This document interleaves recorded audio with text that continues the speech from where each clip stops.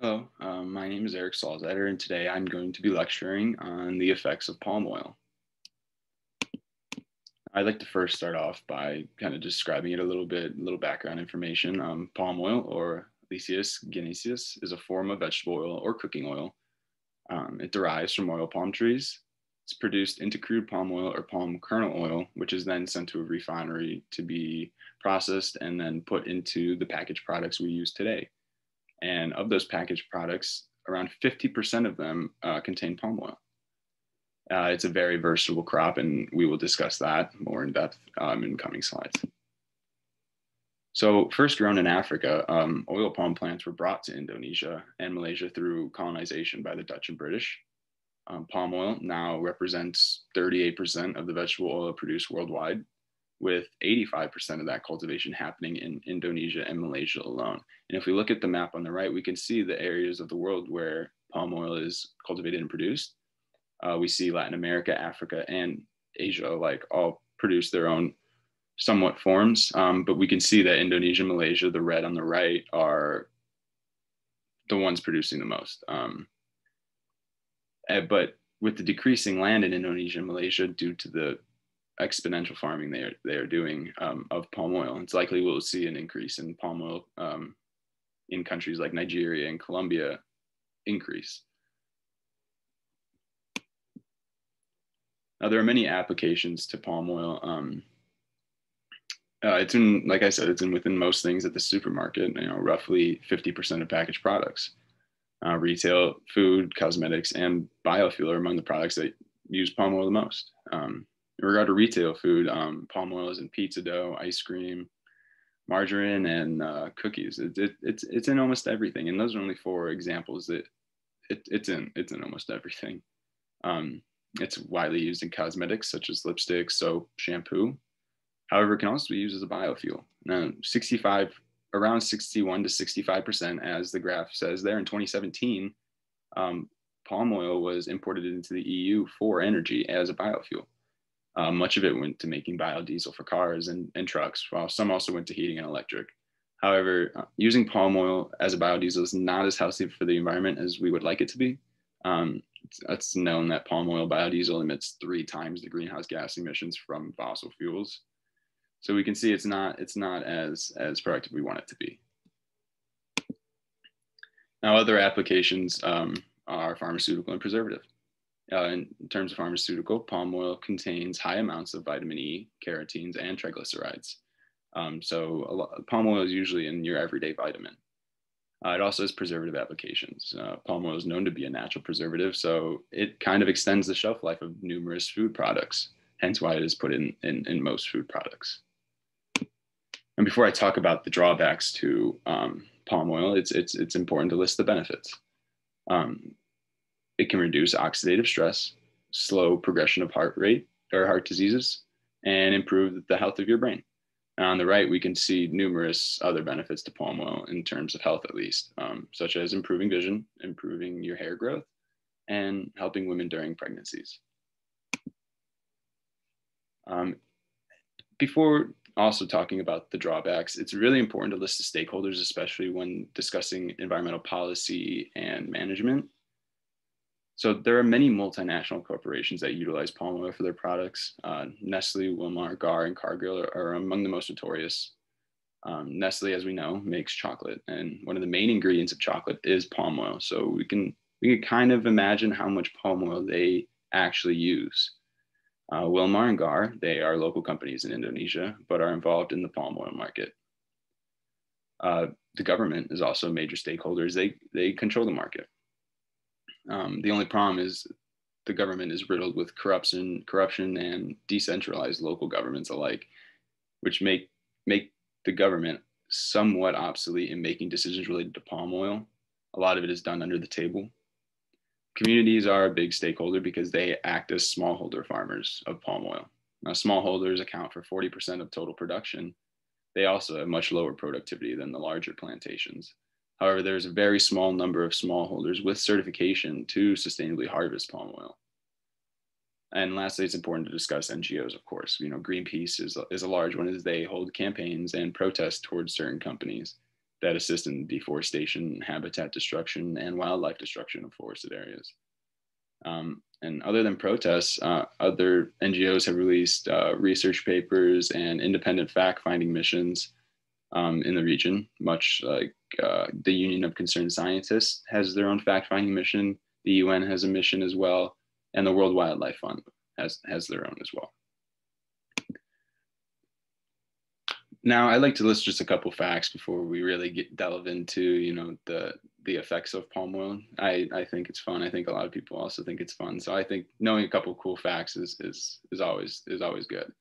It is the most efficient crop in terms of land use, has the highest yield of any other crop. 1 tablespoon of palm oil contains 55% of the daily recommendation. Among the US Department of Labor, palm oil ranks as one of the worst industries for forced and child labor, which we will discuss later in the PowerPoint. Palm oil exports generated around $19 billion in 2019 alone. So we can see why it's very wanted, especially in places like Indonesia, Malaysia, where poverty is very common. First, we're going to talk about air pollution. Air pollution from palm oil comes from many different sectors.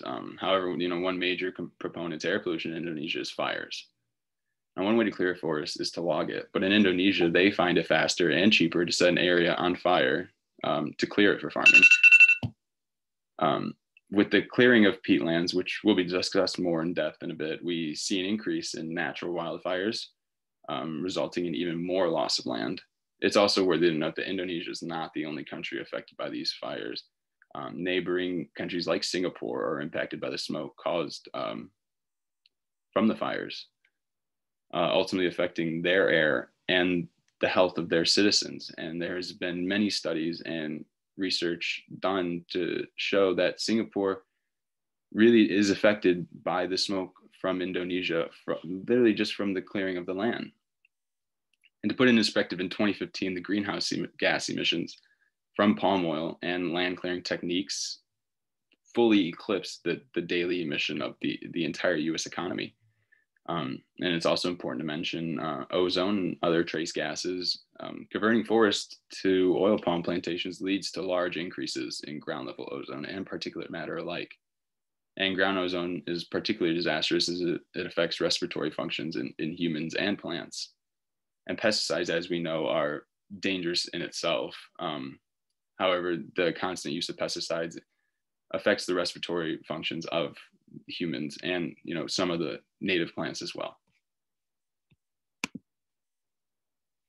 Now, the loss of biodiversity is one of the leading concerns in the cultivation of palm oil. Indonesia is one of the major centers for biodiversity. It makes up 1% of Earth's land area. However, Indonesia contains 10% of the world's plant species, 12% of mammal species, and 17% of the world's bird species. But it leads in the world's most threatened animals, and that's almost completely due to palm oil. And it's also very surprising that so much land is being cleared every day for this one plant, yet the wildlife is suffering so badly with the loss of habitat that nothing has been done. And that's why land use change is one of the main drivers of the loss of biodiversity and wildlife. There's been a plethora of links between palm oil and species richness, displaying a very, very sharp decrease. And species composition also seems to change for the worse. Next, we discuss habitat loss. And as we know, habitat loss through land use change poses the largest threats to species. Forests must be converted to plantations, and in Indonesia, all the forests are vital to their species' survival. Many plant and animal species are not generalists, they're specialists. They need a specific habitat with a specific diet in a specific environment. Now, with the inevitable clearing of the land, many habitats are being destroyed, and specialists can really not adapt. Studies have shown that the presence of wildlife within these plantations are all generalist species and invasive organisms, which means no specialist species are able to live within these plantations. And to put the land clearing into perspective, between 1990 and 2005, 1,040,000 hectares of forest were converted. This accounted for 94% of the total extent of the nation's deforestation. The problem here is that the palm oil just restricts the ability to grow anything else for a while. And when compared to logging, which does recover over time, palm oil cannot. Hence why it's a larger threat to biodiversity and habitat loss. And lastly, it's important to note the locations of mills and plantations for palm oil.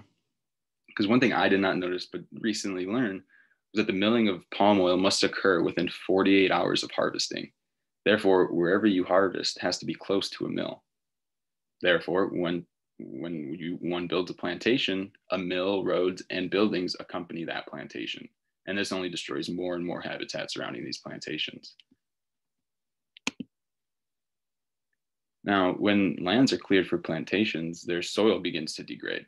They lose nutrients, their chemical composition is altered horribly, and they are more prone to erosion.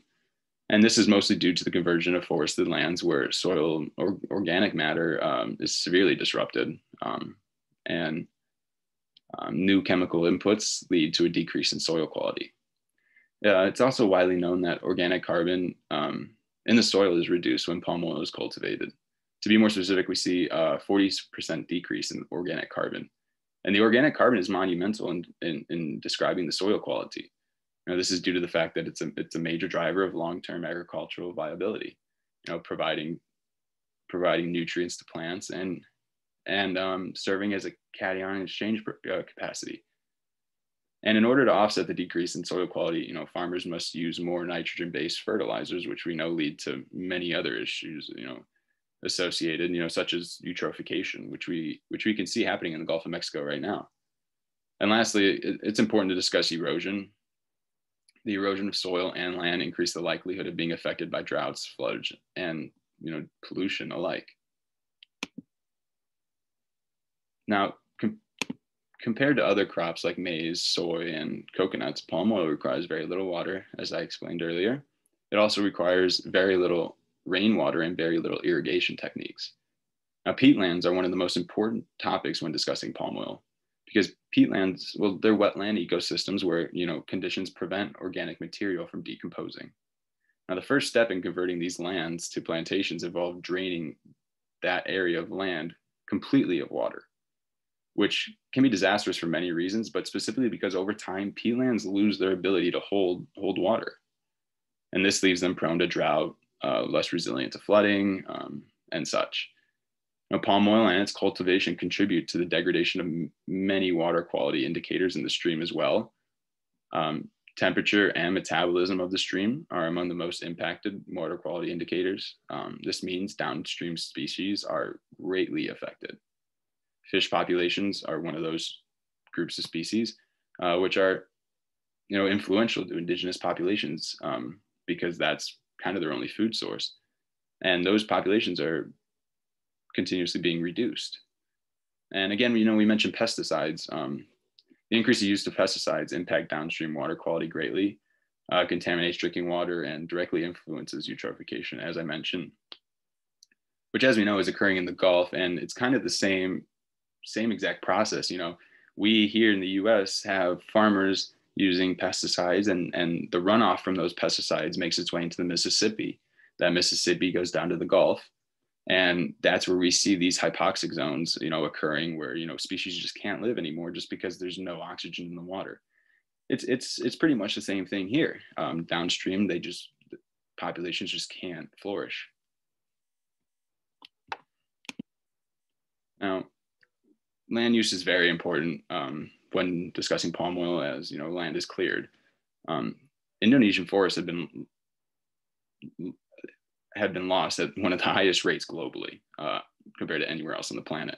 And it's likely to continue to increase as well, since Indonesia wants to double their production in the coming years. However, fires are very important when discussing land use change, especially in Indonesia. Farmers and even companies intentionally set fires in areas so they burn almost completely down. And once this occurs, that land is now considered degraded.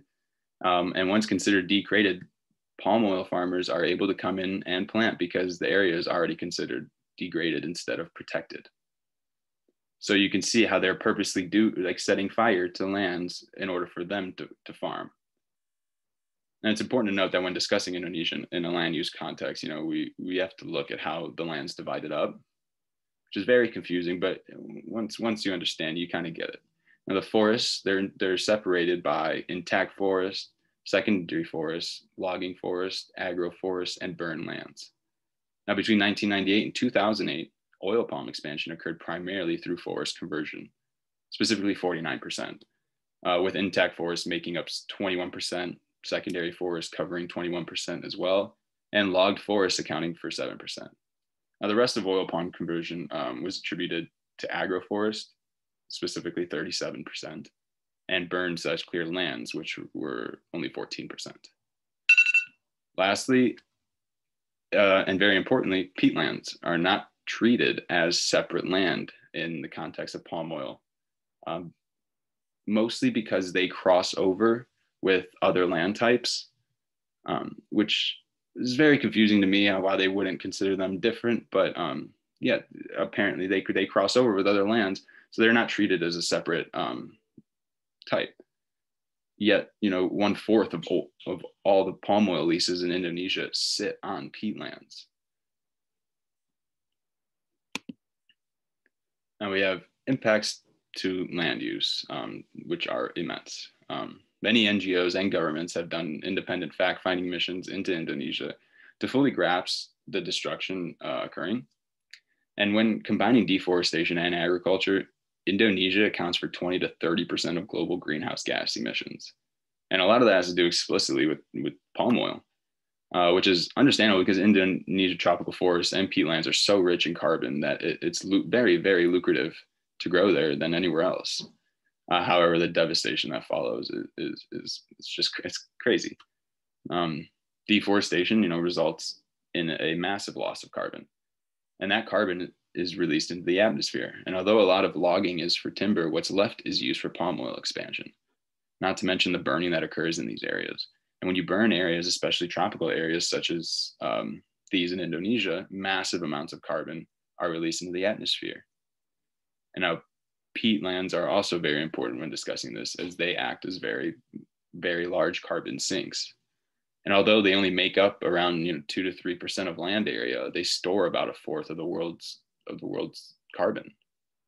And specifically when discussing Indonesia, 11 to 14% of global carbon resides in Southeast Asia alone, with 65% being in Indonesia.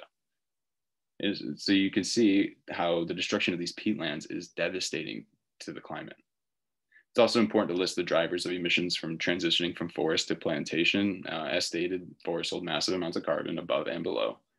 And when cut, all carbon is lost and released. And lastly, we'll talk about albedo. And as we know, albedo is basically how much solar energy is absorbed and reflected. It's been hypothesized and proven that land conversion could have a small cooling effect on areas subject to palm oil expansion. However, if we compare it to other factors in other sectors, such as other crops, the impact is relatively low. However, I thought it would be important to note albedo, as we have discussed it extensively in our course. Now, health impacts are relatively small if you disregard, pesticide use, the fires, and all that. We saw the benefits, but there are impacts. Palm oil has been associated with some higher cholesterol levels. It kind of depends on the type of palm oil that's being consumed, whether it's crude or refined. And it also has it's been known to be associated with higher blood cholesterol. However, it's important to mention that it mimics trans fat, which is not always a healthiest option. You do not really want something mimicking trans fat. However, it is okay to ingest. Now, as mentioned, habitat loss and loss of biodiversity are among the worst consequences of palm oil expansion. However, it isn't worth saying without describing the numerous species that are affected. Now, firstly, the Bornean orangutan. It's one of the species most affected by palm oil. They are a specialist species, so Indonesia is their only habitat that they can survive. All Bornean and Sumatran orangutans can realistically only live in Indonesia. And with the constant deforestation, their numbers are dwindling very fast, and they're critically endangered as it is. The Sumatran elephant is also critically endangered. There are fewer than 3,000 in the wild due to their habitats being illegally renovated for palm oil plantations. The Bornean pygmy elephant is also endangered. They are around 1,500 left in the wild, and their habitat is specifically Borneo, where palm oil expansion has taken over most of the country. Next, we have the Sumatran rhino, whom are critically endangered as well. They are the closest relative to the woolly rhinos, yet poaching and palm oil expansion are their biggest threats. The Sumatran tiger is one that I think everyone is somewhat familiar with. As a critically endangered species with less than 400 in the wild, it's important to pay special attention to them. Now, they live in Sumatra, whose land is almost completely covered with palm oil plantations or regular infrastructure. So they're starting to begin to make their way into cities and towns because their habitat is basically just gone. Now, although not directly related to climate impacts, I believe it's very important to discuss the social aspects of palm oil expansion and the effects it has.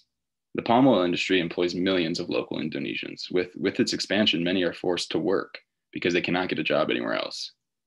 And with the palm oil industry booming, many see it as a way out of poverty, but they don't realistically understand the consequences associated with working in that industry. There's also a lack of structure in the palm oil industry. The government insists they control the land and have the ability to buy and sell land as they please. However, locals believe land is owned by them through long-term ownership. Therefore, knowing what belongs to who is very confusing. There is also a very big human trafficking problem, as I mentioned earlier. Numerous independent fact-finding missions have found instances of forced labor, child labor, debt bondage, and dangerous working conditions. And many new workers are forced to sign contracts that ultimately give up all of their rights. And once these are signed, workers are subject to wage cuts, forced work, inability to leave the plantation without permission is a very big one that I've heard a lot about. Identity cards also are known to be taken immediately, and those who try to escape are ultimately punished. Now, there are many organizations trying to, combat palm oil, not palm oil itself, but how it is cultivated. Now, the Roundtable on Sustainable Palm Oil is a very big one. It's the world's most prominent sustainable palm oil organization. They develop standards and guidelines for how companies produce and purchase sustainable palm oil. However, many countries are known to accept the guidelines and such, but then buy uncertified palm oil. So you can see how, there's loopholes in everything. And it's kind of hard to diminish those. It's also worthy to note that, certifications and audits done for sustainable palm oil are usually riddled with fraud and corruption. Especially when they're through the government, you can almost pay to get them done. Now, we also have the Palm Oil Innovation Group. They deal with palm oil innovation in itself. Now, it's different from the Roundtable on Sustainable Palm Oil. The Palm Oil Innovation Group defines specific requirements. And if you're part of this group, if you are subject to being prohibited peatland conversion, you have to keep accounts on your greenhouse gas emissions. They limit fertilizer use, they ban GMOs, and they protect wildlife. REDD Plus is also something we are all familiar with, I would hope. It stands for Reducing Emissions from Deforestation and Forest Degradation. In terms of palm oil, REDD Plus attempts to put some value on peatlands in order to conserve them. Now, if money can be derived through credits of some sort, we would cover, forest protection and biodiversity conservation. Now, lastly, we'll discuss corporate commitments. Corporations, as I mentioned in the beginning when I discussed stakeholders, companies like Wilmar and Gar have specific policies toward palm oil and its expansion. A lot of companies are promising to end deforestation, conserve peatlands, and help workers subject to forced labor. Although we do not know when these commitments will be fulfilled, it somewhat displays a sense of action toward conserving our wildlife and forests. Now I'm going to finish my lecture by explaining, paths towards sustainability. As my picture here states, there's no quick fix, but that does not mean we can't start moving towards conservation in some way. Decreasing deforestation should be top of the list, as this is one of the main drivers to climate change and drivers of species going extinct in the region. The amount of carbon released during this practice is immense, and the habitat being lost is driving many species towards extinction. I believe it is the first thing that should be tackled, to be honest.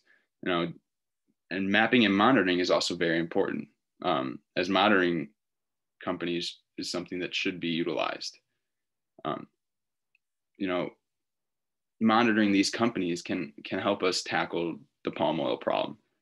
Monitoring to make sure companies fulfill their commitments is also very important, as corruption and fraud are very prevalent in the government and industry alike. There are many applications like Global Forest Watch and One Map that track land use change over time, but little action is taken to fully use these. Land sharing and land sparring are also very important. Now, land sparring focuses on maintaining large swaths of land by keeping development out, while land sharing attempts to provide habitat fragments within plantations under the assumption that wildlife, could move in between those fragments fairly easily. Now, land sharing has been found to be slightly ineffective in preserving habitats and biodiversity, and land sparing is being attempted. And although it decreases the impact on wildlife, it is difficult to monitor these areas. And lastly, we'll discuss international agreements like REDD+, we just went over, and action taken by the UNFCCC. It's also important to note Indonesia's national determined contribution. They insist they have numerous targets and commitments aimed at palm oil. However, there's somewhat a lack of transparency, and many wonder if they will truly fulfill their promises. But there are many paths towards sustainability that can be utilized in the world today. It's just the problem of who will pay for it, how will you pay for it, and how will it be utilized. And thank you very much. That is my lecture.